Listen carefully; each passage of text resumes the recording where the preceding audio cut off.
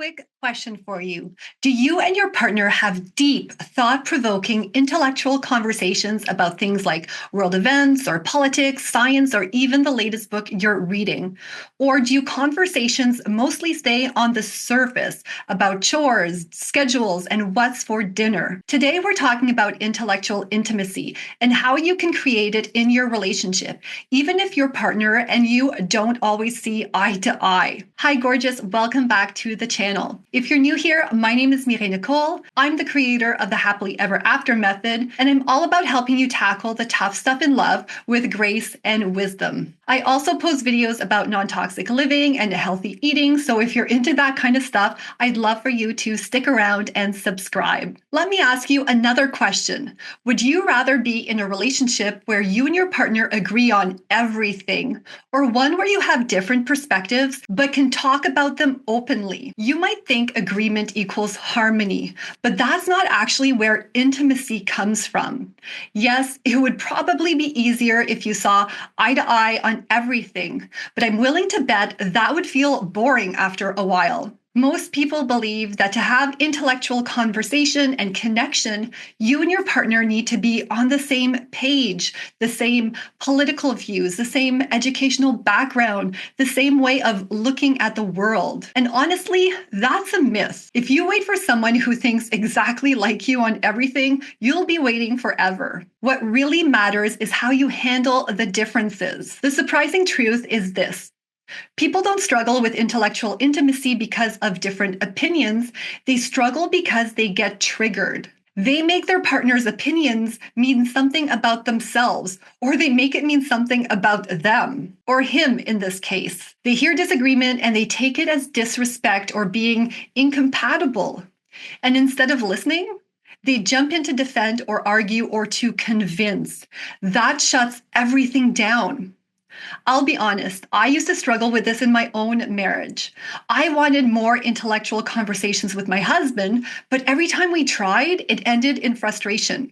He would shut down, he'd get upset. For the longest time, I couldn't figure it out.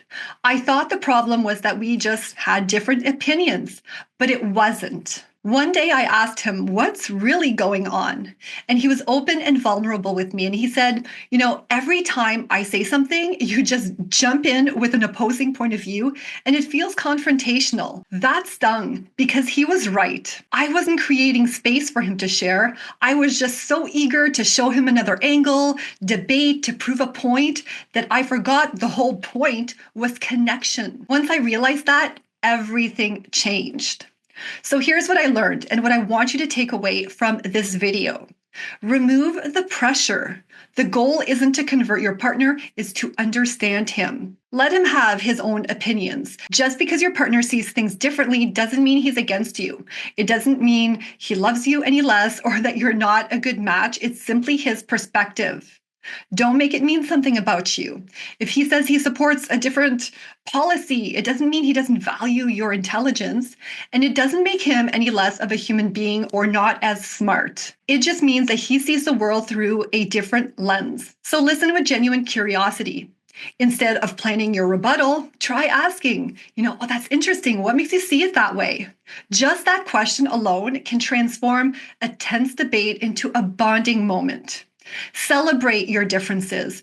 When you and your partner have different viewpoints, the relationship becomes richer. You gain new perspectives. You grow. And honestly, it's a lot more exciting than living in some echo chamber where every opinion is just mirrored back to you. Now, I want to hear from you. Do you find it hard to have intellectual conversations with your partner? Or do you love the challenge of different perspectives? Tell me in the comments below. Let's talk about it. Do you want harmony or do you want healthy debate? Because the truth is, real intimacy, like intellectual intimacy, isn't about always being on the same page. It's about being able to turn the page together, even when your sentences are written differently. We've just explored how intellectual conversations can build deeper intimacy and make your relationship more enriching. But to truly take your connection to the next level, you need to understand that intimacy comes in many different forms. Watch this video next where I reveal the 8 different types of intimacy every strong relationship needs, from emotional to spiritual to recreational, and how balancing them all can make your love life feel more alive than ever.